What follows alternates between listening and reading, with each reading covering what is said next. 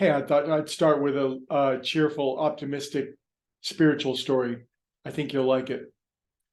So this guy goes on this spiritual pursuit, and finally he comes across his master or guru, and in their conversations, the guru master guy says, you got to get out and do some stuff. You need to go on adventures. You need to stretch the boundaries of your experience. You got to get out of the box of your own limitations. And so the guy says, well, I'll go skydiving. And the master says, great idea. You go skydiving. So the guy goes skydiving, and he's, pretty excited about it, goes up in a perfectly good plane. And I don't know what height you jump out at, maybe 10,000, but it's about 10,000 feet. And the guy has, he's gone to the school with all the best skydiving experts, but it is a solo jump because he wanted to add that extra spark of excitement to it, and jumps out of the plane, and it's just the best time ever. And then he reaches for the ripcord, and he forgot his parachute. But curiously, he didn't forget his phone. And so he speed dials his master guru mentor guy and says,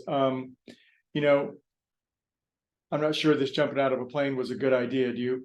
I don't have my parachute. Do you have got any ideas? And the mentor says, don't worry, it'll all be over in a minute.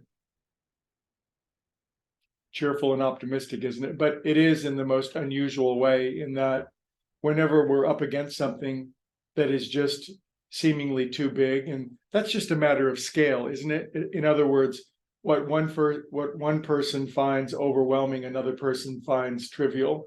But when any one of us are up against the thing that is larger than our current state of consciousness, if you're a 4-year-old, it's the boogeyman in the closet. It could scare you so much that it could just about kill you. I bet you might be able to remember such things. But when you're 10, it doesn't bother you anymore. In other words, in the maturation and development of our own consciousness, we continuously run into the next, how shall we say, giant.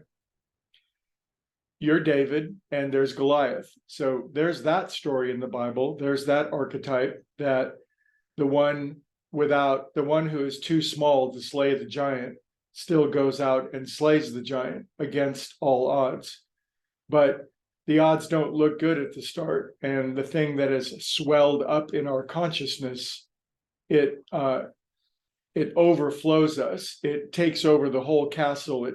The water comes up above our nose for a little while. And that's not a pleasant time. The feelings of that are incredibly real. They're as real can get. And yet, don't worry, it'll all be over in a minute. And if we continue this inward search for the peace that passes all understanding and the nectar of well-being that will always sustain us, there may come times where outer circumstances, the boogeyman in the closet or Goliath or whatever the circumstance is that threatens you to the nth degree, is upon you or upon me. And yet, with a cheerful, optimistic attitude, knowing that we will make it through, and that there's really nothing that can swamp our consciousness. Consciousness, it's like there's no movie that can play on the screen at the movie theater that's going to hurt the screen. Do you get it? There's no movie that can play at the theater that's going to hurt the screen, and the screen is our consciousness. So these are some of the thoughts that I'm thinking, and some of the spiritual principles that are ruminating through my mind, and that is, underlying all of us that meditate together. There's an indomitable, inexhaustible cheerfulness and optimism, no matter what, because even if it's bad, it'll all be over in a minute. And the glory that comes from pushing down the trampoline really hard, when we take the bounce, we will find ourselves rocketed into a new dimension of existence. That's what I got for you today, you guys. I hope it helps. See you tomorrow.